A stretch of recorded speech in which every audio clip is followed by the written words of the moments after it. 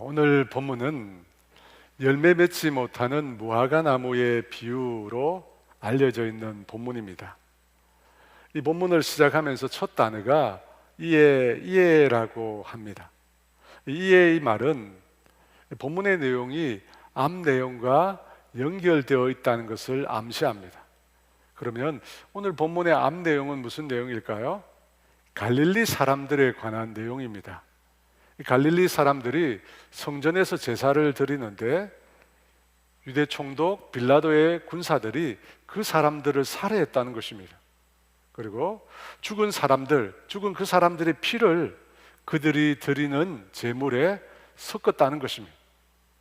이 사건을 예수님께 와서 구하는 사람들이 있었는데, 예수님께 와서 구하는 사람들의 요지가 뭐냐면 갈릴리 사람들을 그토록 학살한 빌라도가 너무나 잔인하다가 아니었습니다. 그 학살 사건이 얼마나 포악한 일인가 라고 하는 것도 아니었습니다. 사람들이 와서 예수님께 구하는 내용은 갈릴리 사람들이 제사를 드리다가 처참하게 죽은 것은 그 사람들의 죄 때문이 아니냐, 그 사람들이 죄를 지어서 그런 비극을 맞은 것이 아니냐 하는 것이었습니다. 그것에 대해서 예수님께서는 갈릴리 사람들이 다른 사람들보다 죄를 더 많이 지어서가 아니라고 대답을 하셨습니다. 당시 사람들은 재난이라고 하는 것이 죄 때문이라고 생각했는데 예수님께서는 그런 생각에 제동을 거셨습니다. 그러면서 예수님께서 너희도 만일 회개하지 아니하면 다 이와 같이 망한다고 말씀하셨습니다. 여러분, 예수님은 갈릴리 사람들이 당한 그 비극이 하나님의 심판인지 아닌지에 대해서는 말씀하시지 않았습니다. 다만 그 사람들이 다른 사람들보다 죄를 많이 지었기 때문에 그런 일을 당한 것은 아니라는 것입니다. 그 사람들이 많은 죄를 지은 것이 아니라 사실은 예수님께서 말씀하시고자 하는 요지는 사실은 모든 사람이 다 똑같이 죄인이라는 것입니다. 하나님 보시기에 전혀 다르지 않다는 것입니다. 예수님은 죄가 많은지 죄가 적은지 그 여부를 떠나서 예수님께서 중요하게 말씀하시는 것은 회개입니다. 회개를 예수님께서 강조하셨습니다. 죄인과 그리스도인, 여러분, 죄인과 그리스도인의 차이가 뭐냐? 죄를 많이 지었느냐 적게 지었느냐가 아니라 그리스도인과 불신자의 차이는 회개의 여부에 달려 있다고 말씀하시는 것입니다. 죄인이라는 점에서는 동일합니다. 하지만 회개의 여부가 바로 그 차이를 나눈다는 것입니다. 여러분, 중요한 것은 회개라는 것입니다. 예수님께서 말씀하시는 요지는 회개에 달려 있습니다. 그 말씀 이후에 오늘 본문이 나온 것입니다. 오늘 본문 6절은 이렇게 말씀하는데요, 우리 같이 읽어보겠습니다. 이에 비유로 말씀하시되 한 사람이 포도원에 무화과 나무를 심은 것이 있더니 와서 그 열매를 구하였으나 얻지 못한지라. 예수님께서 비유를 말씀하셨는데 이 비유를 보면 이상한 점이 있습니다. 한 사람이 포도원에 무화과 나무를 심었다고 합니다. 포도원은 포도나무 과수원입니다. 그렇다면 포도를 심어야 하는데 왜 그곳에 무화과 나무를 심었을까요? 우리는 이 포도원 주인이 이 무화과에 대해서 아주 특별한 애착을 갖고 있는 것이 아닌가 그렇게 짐작해 볼 수 있습니다. 여러분, 이스라엘에서는 포도나무가 아주 귀한 나무입니다. 헤브론 지역에서 난 포도라고 합니다. 포도송이가 정말 크고 많은 포도가 달려 있습니다.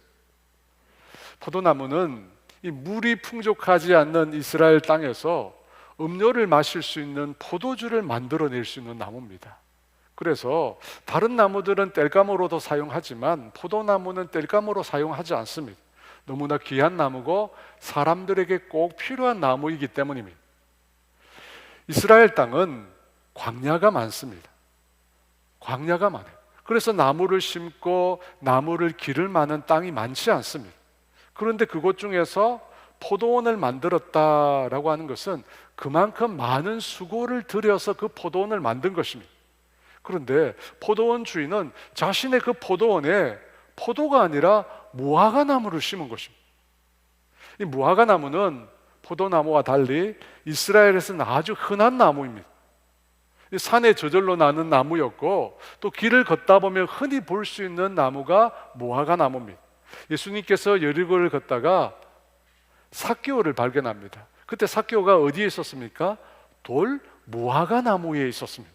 그처럼 무화과 나무는 지천에 깔려 있는 나무였습니다.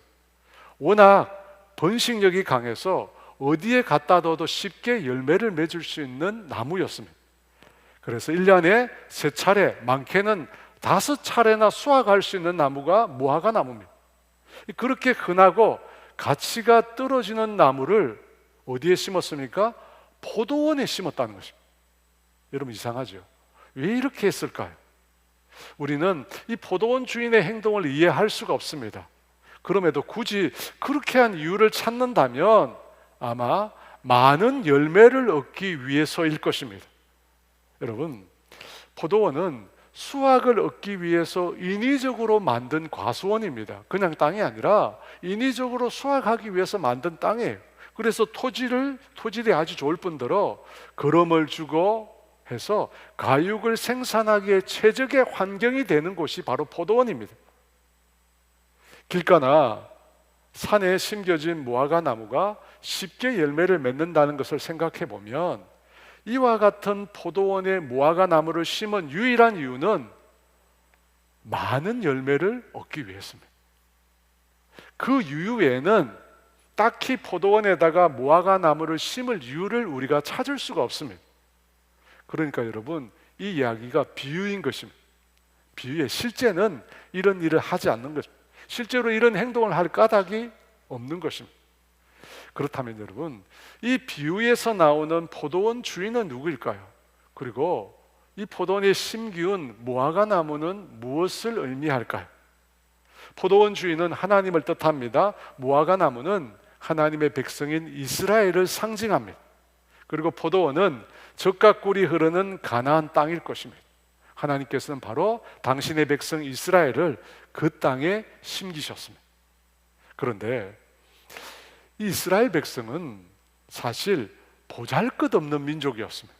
이스라엘 백성은 히브리인이라고 합니다. 그들이 사용하는 언어가 히브리어인데요, 히브리인이라고 하는데 이 히브리라고 하는 말은 무슨 뜻이냐면 강을 건너온 자, 강을 건너온 자라는 뜻입니다.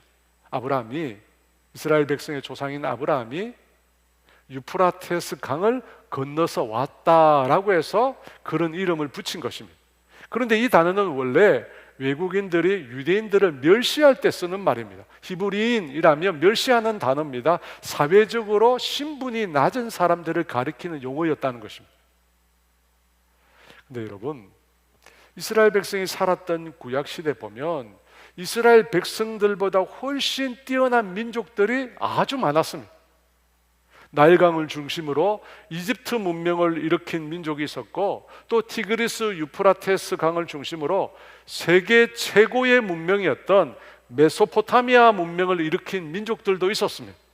그런데 그들에 비해서 이스라엘 히브리인들은 그 존재도 찾기 힘든 아주 보잘것없는 그런 민족이었습니다. 그런데 하나님께서 그 민족을 선택하신 것입니다. 하나님께서 그 민족을 선택해서 포도원, 젖과 꿀이 흐르는 가나안 땅에 그들을 두시고 그들을 그곳에서 살게 하셨다는 것입니다. 그런데 여러분, 그 포도원에 심긴 무화과 나무에서 열매를 얻지 못했다고 합니다. 열매를 얻지 못했어. 그 좋은 땅에 심기운 무화과 나무가, 그렇게 번식력이 뛰어난 무화과 나무가 아무런 열매를 맺지 못했다고 합니다.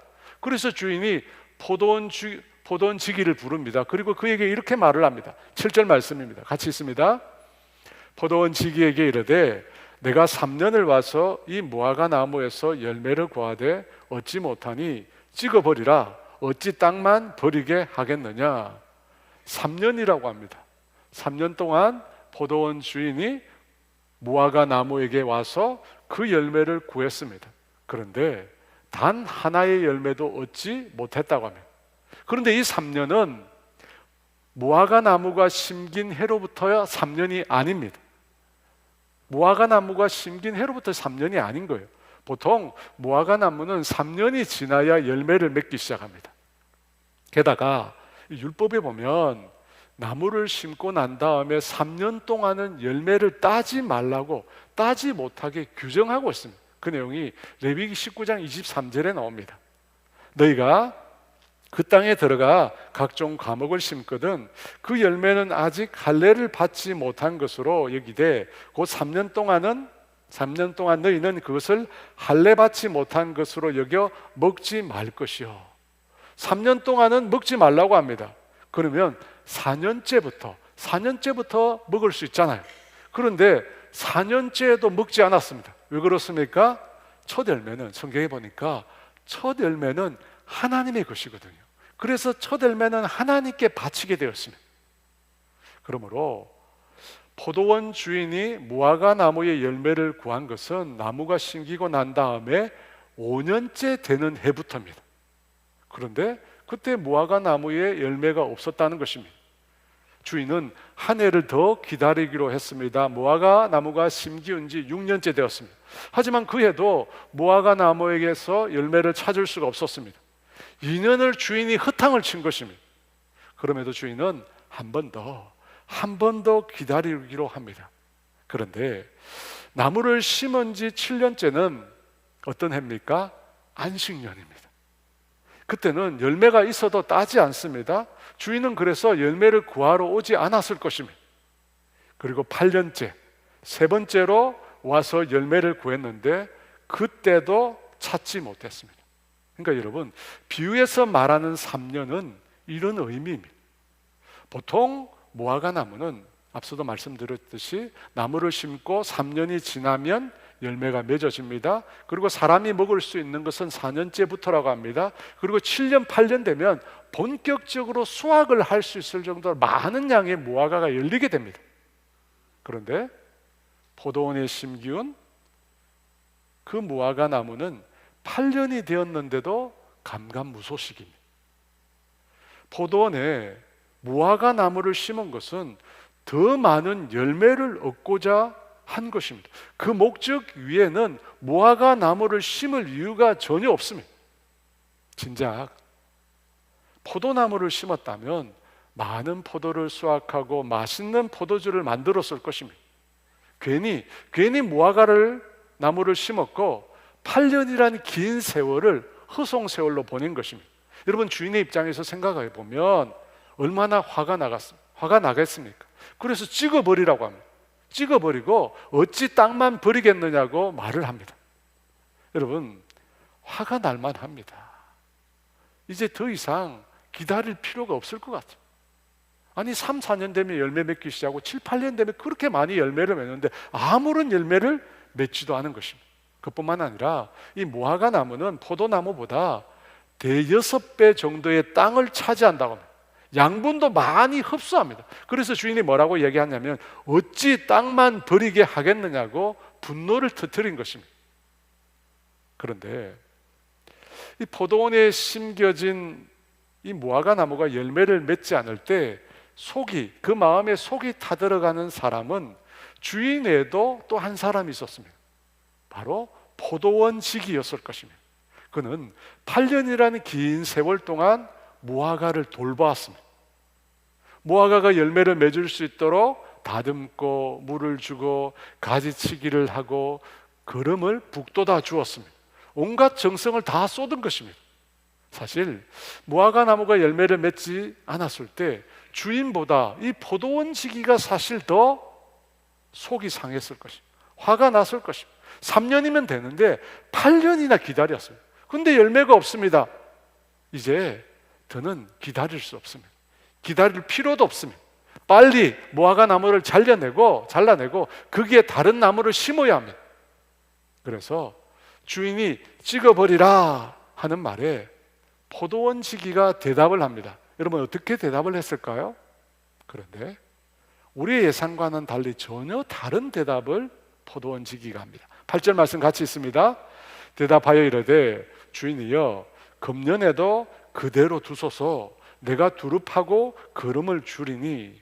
놀랍게도 포도원 지기는 금년에도 그대로 두자고 합니다. 금년에도 그대로 두소서. 1년의 기간을 유예하자는 것입니다. 한 번 더 이 무화과 나무에게 기회를 주자는 것입니다. 지금 당장에 잘라버리지 말고 한 번 더 열매를 맺도록 기다려보고 은혜를 베풀어 보자는 것입니다. 그러면서 자신이 땅을 두루 파고 거름을 주어서 열매를 맺어보도록 한번 애써보겠다고 다시 한번 이야기합니다. 사랑하는 여러분, 이 열매 맺지 못하는 무화과 나무의 비유는 과연 무엇을 의미하는 것일까요? 앞서 포도원 주인은 하나님이라고 했습니다. 포도원에 심긴 무화과 나무는 이스라엘 백성이라고 했습니다. 그러면 그 열매는 도대체 무엇일까요? 열매는 회개입니다. 회개. 이 무화과 나무의 비유에 앞서서 갈릴리 사람들의 살해 사건을 이야기했습니다. 여러분, 그 본문에 예수님께서 이런 말씀하셨어요. 너희도 만일 회개하지 아니하면 다 이와 같이 망하리라. 너희도 회개하지 않으면 다 이와 같이 망하리라 말씀하셨습니다. 그런데 무화과 나무의 비유에서 보면 열매를 맺지 않으면 망하리라 말씀합니다. 회개하지 않으면, 열매를 맺지 않으면 문장 구조가 똑같습니다. 같은 의미를 가지고 있다는 것입니다. 그래서 열매는 바로 회개를 뜻합니다. 그런데 여러분, 무화과 나무로 상징되는 이스라엘 백성들이 구약 시대에 어떻게 살았습니까? 하나님께서 보잘것없는 그 민족을 하나님의 땅인 가나안 땅에 심겨주었습니다. 그런데 그 땅에서 이스라엘 백성은 어떻게 살았습니까? 하나님을 경배하고 하나님을 올바로 섬겼습니까? 그렇지 않습니다. 그들은 우상을 숭배했습니다. 하나님을 버리고 가나안의 우상을 섬겼습니다. 또 하나님의 말씀을 버리고 가난하고 힘없는 자들을 억압하고 불법을 자행했습니다. 그들의 손에 다른 사람의 피가 가득했다고 성경은 말씀합니다. 그때마다, 그런 죄악을 저지를 때마다 하나님께서 선지자를 보내셨습니다. 그래서 돌아오라, 이스라엘 백성아, 주님께로 돌아오라 외쳤습니다. 하지만 이스라엘 백성은 길을 막아버렸습니다. 길을 막고 오히려 하나님이 보내신 선지자들을 돌로 쳤습니다. 그들에게 매를 대고 심지어 그들을 죽이기까지 했습니다. 회개하라는 하나님의 명령을 철저히 거절했습니다. 사랑하는 여러분, 이 비유에 나오는 3년은 하나님의 인내의 시간을 뜻합니다. 이 3이라는 수는 완전수로 충분한 시간을 말합니다. 열매 맺기에 충분한 시간이 주어졌다는 것입니다. 그럼에도 어떻게 되었습니까? 열매를 맺지 않았습니다. 회개하지 않았습니다. 죄인이, 이스라엘 백성이 회개하고 돌아와야 되는데 돌아오지 않았다는 것입니다. 사랑하는 여러분, 3년 충분한 시간입니다. 하나님은 우리 인생을 향하여 충분히 오래 참으십니다. 무화과 나무를 심고 그 자리에서 바로 열매를 구하지 않으십니다. 죄를 지었다고 바로 그 순간에 그를 멸하지 않으십니다. 하나님은 그런 분이 아니십니다. 아담이 하나님이 금하신 열매를 먹고 타락했을 때 그는 하나님의 얼굴을 피하여 동산 나무 사이에 숨었습니다. 그때 하나님께서 아담을 찾아오셨습니다. 아담을 찾아오셔서 하나님이 뭐라고 말씀하셨습니까? 아담아, 왜 너가 범죄했느냐? 왜 내 말을 어기고 타락했느냐? 하나님이 이렇게 따지듯이 말씀하셨습니까? 아닙니다. 하나님은 그렇게 말씀하시지 않고 아담을 부르시며 아담아, 내가 어디 있느냐? 내가 어디 있느냐? 이렇게 말씀하셨습니다. 내가 어디 있느냐? 여러분, 무슨 말입니까? 아담이 있는 장소를 몰라서 하나님께서 이 말씀을 하신 것일까요? 그렇지 않습니다. 여러분, 이 말은 아담의 상태를 묻는 말입니다. 아담이 지금 어떤 상태에 있는지를 묻는 말이라는 것입니다. 아담아, 내가 어디 있느냐? 하나님께서는 아담이 범죄했다는 사실을 이미 알고 계십니다. 하지만 그의 죄를 먼저 추궁하지 않으시고 그에게 물으셨습니다. 먼저 그에게 물어보셨습니다. 여러분, 이 묻다라고 하는 단어는 어떤 뜻이냐면 아담을 불쌍히 여기는 마음으로 그에게 회개를 촉구하는 질문입니다. 여러분, 묻다는 말이 회개를 촉구하는, 아담을 불쌍히 여겨서 회개를 촉구하는 말이라는 것입니다. 그러니까 하나님은 아담의 죄를 단죄하기 이전에 그가 돌이킬 수 있는 기회를 주신 것입니다. 아담아, 지금 내가 어디 있느냐? 지금 내 모습은 어떠냐? 이 질문을 통해서 그에게 또 한 번의 기회를 주신 것입니다. 여러분, 그 질문에 아담은 자신을 돌아보고 자신이 범죄한 사실을 깨닫고 겸손히 하나님 앞에 회개했어야 합니다. 가늠하다가 현장에서 붙잡힌 여인에게 모든 사람들이 돌을 들어 그녀가 지은 죄를 벌하려고 했습니다. 하지만 예수님만은 그렇게 하시지 않았습니다. 예수님은 그녀가 죄를 지었다는 사실을 인정했지만 그녀에게 다시 한 번의 기회를 부여하셨습니다. 요한복음 8장 11절 말씀 같이 읽을까요? 나도 너를 정죄하지 아니하노니 가서 다시는 죄를 범하지 말라. 분명히 죄를 인정하셨지만 그 순간 바로 돌을 들지 않으셨습니다.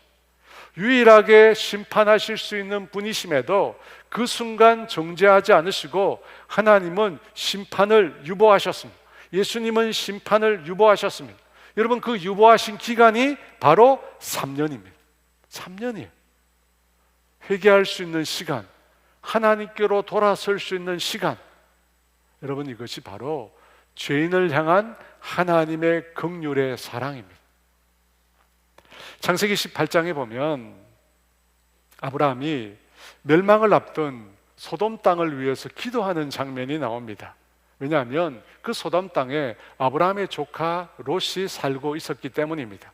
아브라함은 하나님께 이렇게 기도합니다. 의인을 악인과 함께 죽이심이 부당하다라고 말하면서 세상을 심판하신 이가 정의를 행하셔야 할 것 아닙니까? 우리가 느끼기에는 따지듯이 기도를 한 것 같아요. 그러면서 그가 그곳에 그 소돔 땅에 의인 50명이 있으면 그 땅을 멸하시겠습니까? 라고 묻습니다. 이 하나님께서는 의인 50명이 있으면 내가 그 땅을 멸하지 않겠다고 대답하십니다. 그때부터 아브라함이 무려 6차례에 걸쳐서 숫자를 줄여가면서 계속해서 하나님께 간구합니다. 50에서 45, 40, 30, 20, 10. 10명은 마지노선입니다. 10명은 당시에 도시를 형성할 수 있는 최소 인원이었습니다. 그렇게까지 아브라함은 숫자를 줄여가면서 소돔 땅의 구원을 위해서 하나님께 간구했습니다. 근데 여러분, 왜 하나님께서는 아브라함의 그와 같은 요구에 계속해서 응하셨을까요? 50명에서 45명으로 줄일 때 안 된다, 그렇게 안 된다 라고 하실 수 있잖아요. 45명에서 40명으로 줄일 때 말도 안 되는 소리라고 하실 수 있잖아요. 그런데 하나님께서는 그렇게 하시지 않았습니다. 왜 그렇게 하시지 않았을까요? 여러분, 소돔은 당시에 죄악이 가득한 도시였습니다. 멸망받아도 마땅한 도시였습니다.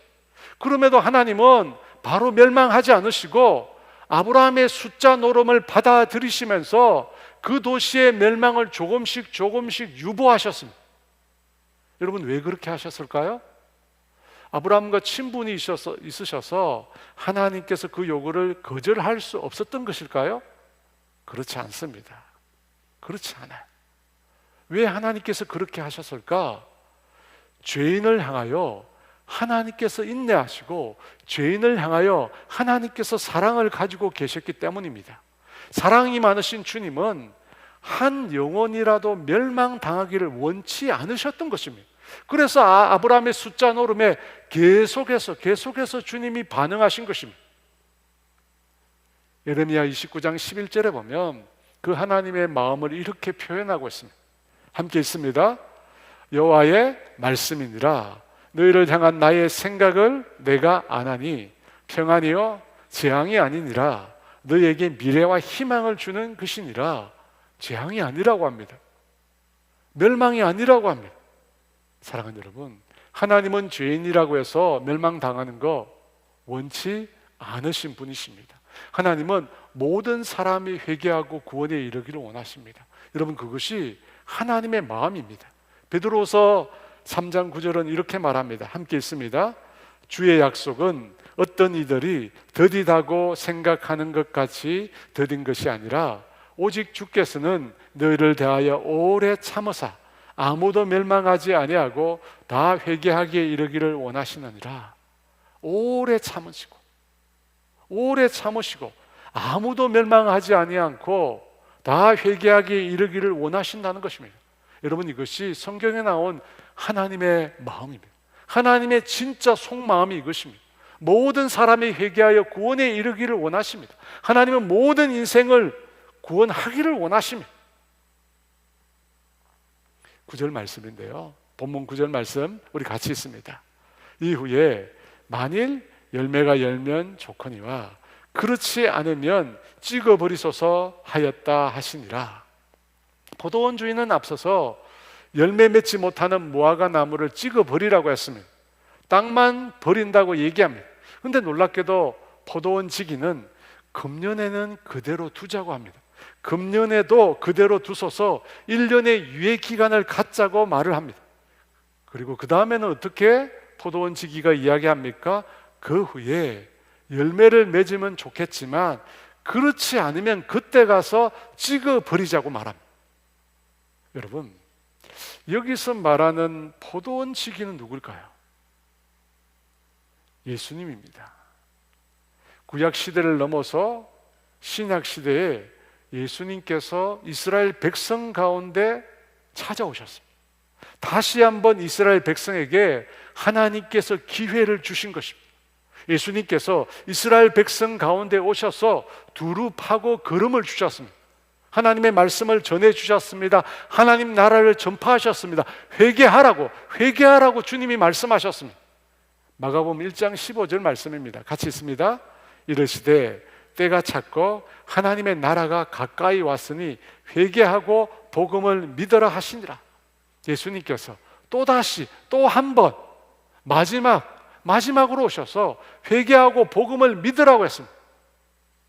여러분, 이스라엘 백성이 어떻게 반응했습니까? 예수님의 말씀을 듣고 복음을 듣고 회개하고 돌이켰습니까?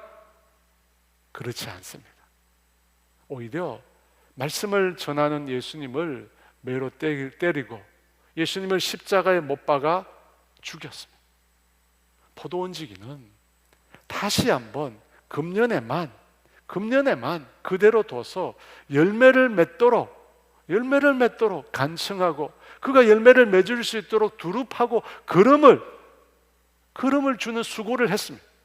하지만 결국 그 무화과 나무는 열매를 맺지 못했습니다. 여러분, 열매를 맺지 못하면 어떻게 됩니까?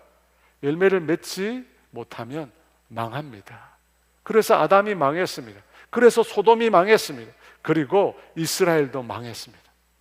열매를 맺지 않으면 분명히 망한다고 말씀하셨죠. 하지만 끝끝내 이스라엘은 돌이키지 않았습니다. 예수님께서 십자가를 지고 골고다를 올라가실 때 그 예수님을 보며 가슴을 치며 슬피 우는 여인들이 있었습니다. 그 여인들을 향하여 예수님께서 이런 말씀을 하셨습니다. 누가복음 23장 28절 말씀 같이 있습니다. 예수께서 돌이켜 그들을 향하여 이르시되 예루살렘의 딸들아, 나를 위하여 울지 말고 너희와 너희 자녀를 위하여 울라. 예수님께서 나를 위하여 울지 말고 너희와 너희 자녀를 위하여 울라. 왜 이런 말씀을 하셨습니까?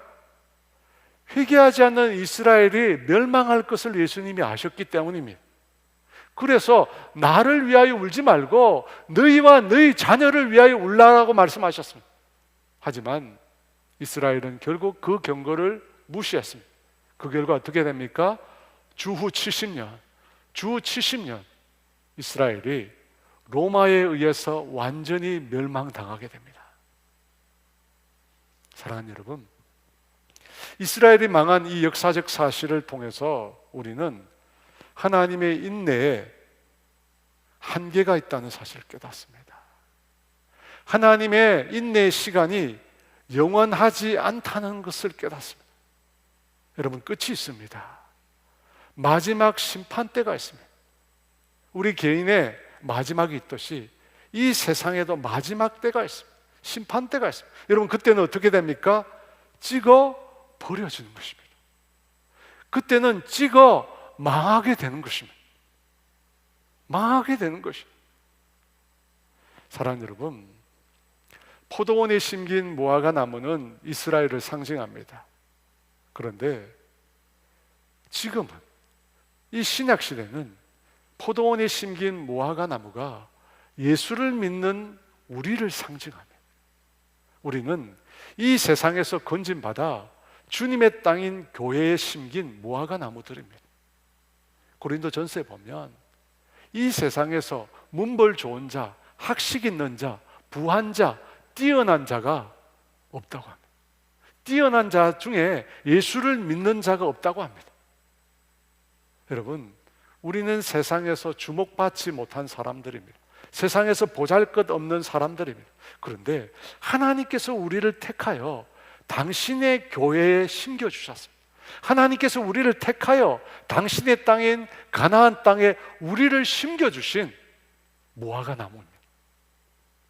그런 우리에게 주님은 무엇을 원하실까요? 열매를 원하십니다. 주님은 회개를 원하십니다. 회개하지 않으면 망하리라, 회개하지 않으면 망하리라 말씀하십니다.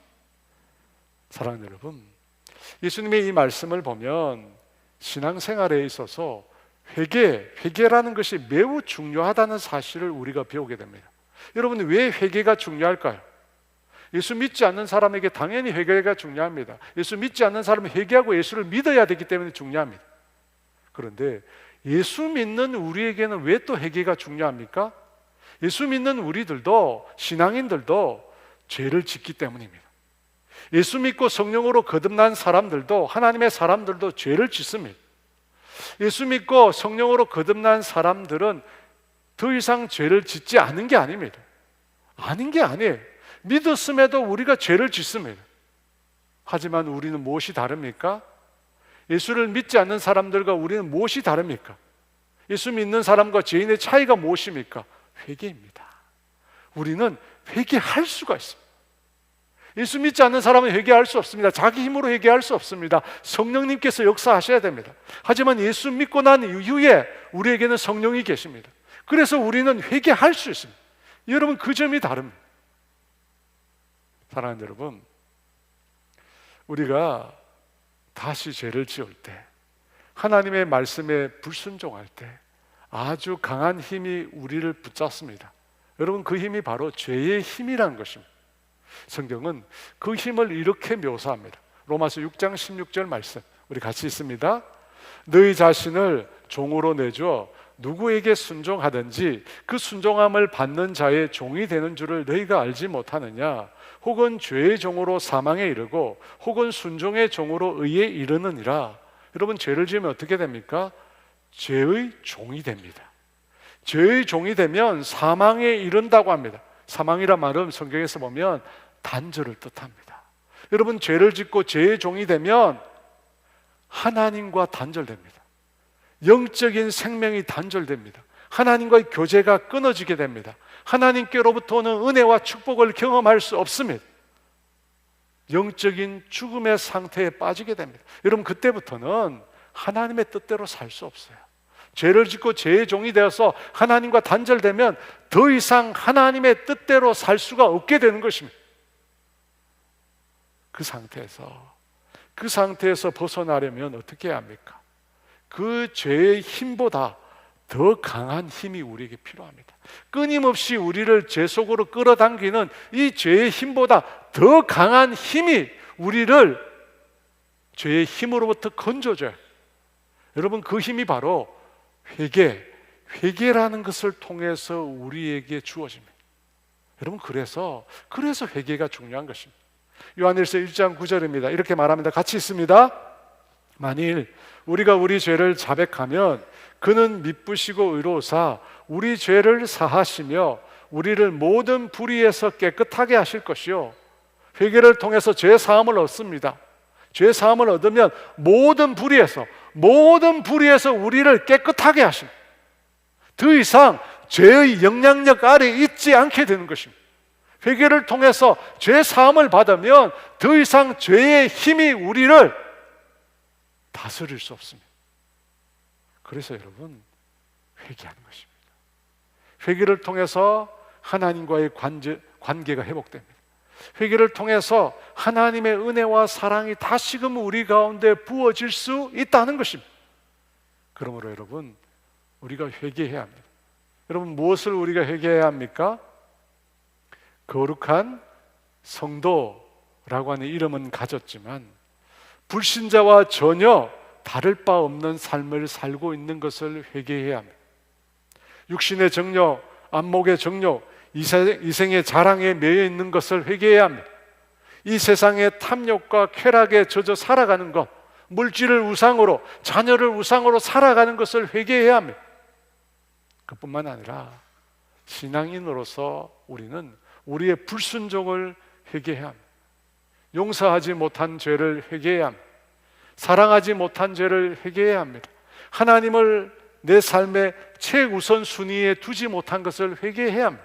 성령 충만, 주님이 주인된 삶을 살지 않는 것을 회개해야 합니다. 그리고 무엇보다도 우리를 보내주셨잖아요. 하나님의 사자로 보내주셨는데 복음 전파에 순종하지 못하는 것을 회개해야 합니다. 죽어가는 영혼에 대해서 관심이 없는 것을 우리가 회개해야 합니다. 회개해야 돼요, 여러분. 여러분, 회개할 때 비로소 열매를 맺게 되는 것입니다. 영혼의 열매, 성령의 열매, 예수님을 닮아가는 성화의 열매. 여러분, 그 열매는 어떻게 맺어지는 것일까요? 여러분, 그 열매의 시작은 회개에 있습니다. 우리가 회개할 때 하나님과의 관계가 회복됩니다. 하나님과의 교제가 회복됩니다. 하나님께서 우리 안에 주인으로 역사하시기 시작합니다. 그때 우리 가운데 놀라운 열매들이 맺어지는 것입니다. 여러분, 회개가 왜 중요한가? 회개가 모든 열매의 시작이거든요. 여러분, 우리가 회개할 때 성령님께서 우리 가운데 충만히 일하실 수 있습니다. 우리가 회개할 때 하나님께서 우리 가운데 놀랍게 역사하실 수 있습니다. 그럴 때 어떤 일이 일어납니까? 영혼 구원의 역사가 일어납니다. 그럴 때 우리 가운데 성령의 열매가 맺어집니다. 그럴 때 우리 가운데 우리의 성품이 예수님을 닮은 거룩한 성품으로 성화되는 것입니다. 그 모든 시작이 어디서 시작합니까? 회개에서 시작합니다. 회개에서. 그러므로요, 회개가 중요한 것입니다. 사랑하는 여러분, 하나님은 우리를 위하여 유예 기간을 주셨습니다. 3년. 죄인이 돌이킬 수 있는 충분한 시간. 여러분, 그 기간 동안 우리가 회개해야 합니다. 회개하지 않으면 어떻게 됩니까? 찍어 버린다고 했어요. 멸망을 당한다고 했어요. 심판을 당한다고 했어요. 그러므로 지금 우리가 주님께로 돌이켜야 합니다. 지금 하나님께로 돌이키고 하나님께 회개하고 하나님과의 관계를 회복해. 호세아 6장 1절은 그래서 이렇게 말합니다. 우리 같이 읽습니다. 오라, 우리가 여호와께로 돌아가자. 여호와께서 우리를 찢으셨으나 도로 낫게 하실 것이요 우리를 치셨으나 싸매어 주실 것입니다. 여호와께로 돌아가자. 여호와께 돌아가면 어떻게 됩니까? 하나님께서 도로 낫게 해주십니다. 하나님께서 싸매어 주시고 고쳐 주실 것입니다. 여러분, 이 호세아서에 등장하는 선지자 호세아의 아내는 고멜이라는 여인입니다. 이 여인은 음란한 여인입니다. 여러분, 선지자가 어떻게 음란한 여인과 살겠습니까? 근데 주님은 그 고멜을 호세아 선지자에게 아내로 삼으라고 합니다. 아내로 삼았습니다. 그런데 결혼 관계에 있음에도 불구하고 고멜이 또다시 음란한 짓거리를 하고 가정을 뛰쳐나갑니다. 근데 하나님께서 호세아에게 뭐라고 말씀하십니까? 가서 죄를 짓고 있는 그녀를 찾아서 다시금 데려오라고 합니다. 다시금 돌이킬 수 있도록 하라는 것입니다. 끊임없이 죄 짓는 고멜에게 찾아가서 또다시 데려오라고 합니다. 여러분, 이것이 우리 주님의 마음입니다. 죄인을 향하여 또다시 돌이키라고 하는 것입니다. 여러분, 멸망하기 전까지 기회가 있습니다. 멸망하기 전까지 3년이라는 기회가 있습니다. 그런데 문제는 멸망이 언제인지를 모른다는 것입니다. 여러분, 우리 자신 개인의 마지막이 오늘일지 내일일지 우리는 아무도 모릅니다. 이 세상의 멸망이 오늘일지 내일일지 우리는 알 수 없습니다. 그래서 지금 주님께로 돌아서야 합니다. 여러분, 그래서 지금 주님께 돌아서야 합니다. 그렇게 주님께 돌아서는 저와 여러분 되기를 원합니다. 여러분, 우리가 돌았으면 주님은 싸매어 주신다고, 우리를 고쳐주신다고, 우리를 다시 회복시켜 주신다고 분명히 말씀하십니다. 그 하나님의 약속을 믿고 죄인이 돌이키기를 원하시는 그 긍휼의 마음, 그 사랑의 마음을 기억하면서 함께 찬양하겠습니다. 여호와께 돌아가자. 함께 찬양 드립니다. 내 백성이 나를 떠나 돌아섰지만 내 사랑이 내 백성을 포기 못하니 내 모든 것 내어주고 나 그들을 얻으리라. 여호와께 돌아가자. 우린 돌아서도 그는 변치 않네. 여호와께 돌아가자. 우린 넘어져도 그 사람 영원하네. 내 백성이 나를 떠나 돌아섰지만 내 사랑이 내 백성을 포기 못하니 내 모든 것 내어주고 나 그들을 얻으리라.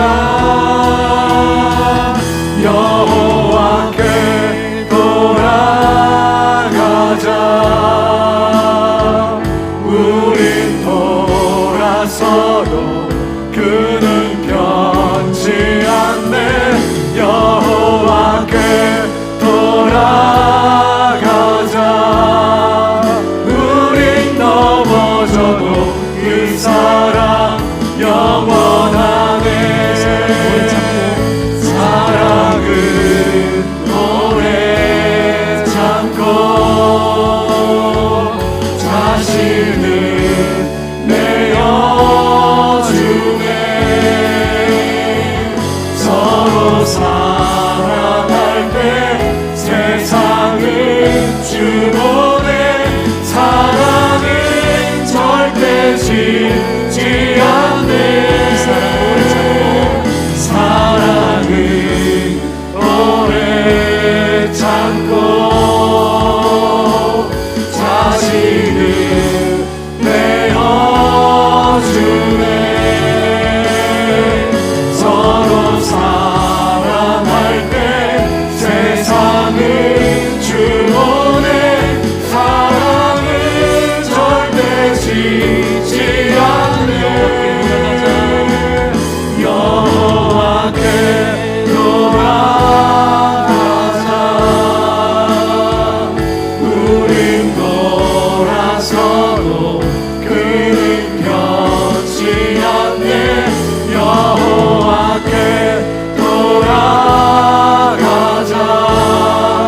우린 넘어져도 그 사랑 영원하네.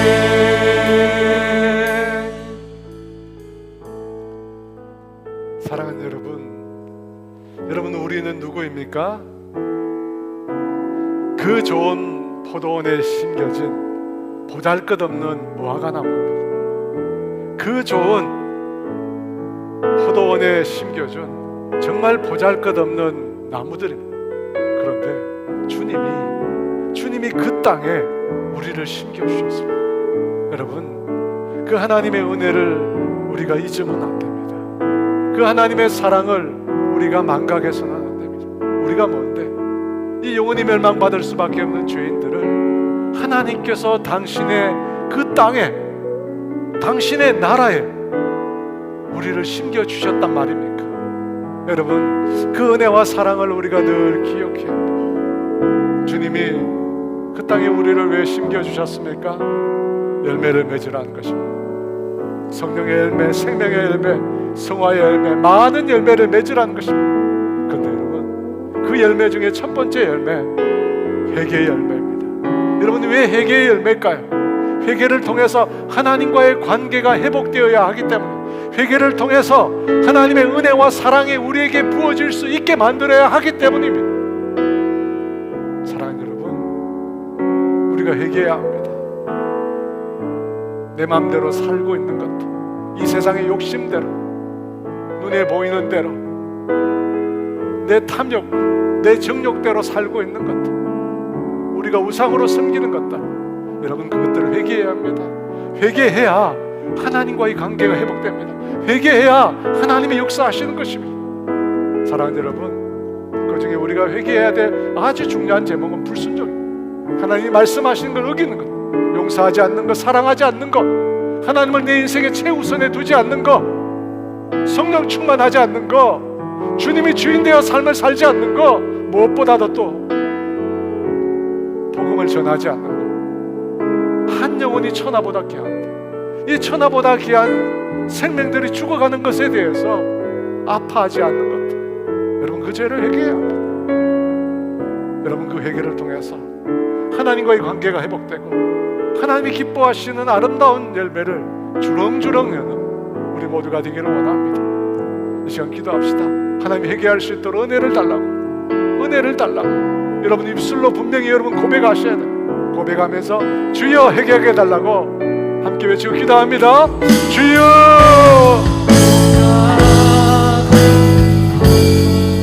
우린 넘어져도 그 사랑 영원하니 여호와께 돌아가자. 우린 돌아서도 그는 변치 않네. 여호와께 돌아가자. 우린 넘어져도 그 사랑 영원하네. 여호와께 돌아가자. 우린 돌아서도 그는 변치 않네. 여호와께 돌아가자. 우린 넘어져도 그 사랑 영원하네. 여호와께 돌아가자. 우린 돌아서도 그는 변치 않네. 여호와께 돌아가자. 우린 넘어져도 그 사랑 영원하네.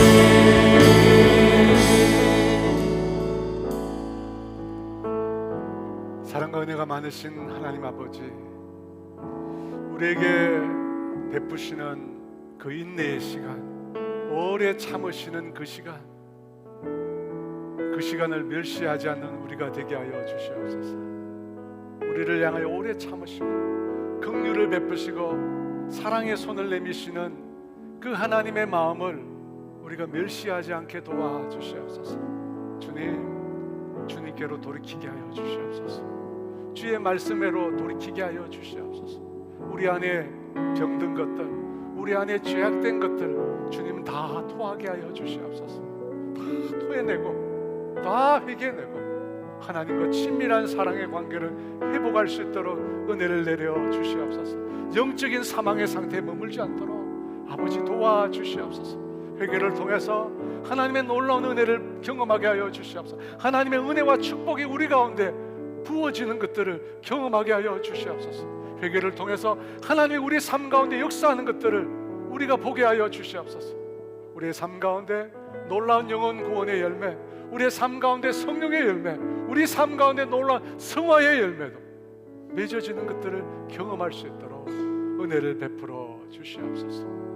그런 회개의 삶을 살아가는 사랑하는 성도들이 다 될 수 있도록 은혜 베풀어 주시옵소서. 감사하며 예수 그리스도의 이름으로 기도합니다.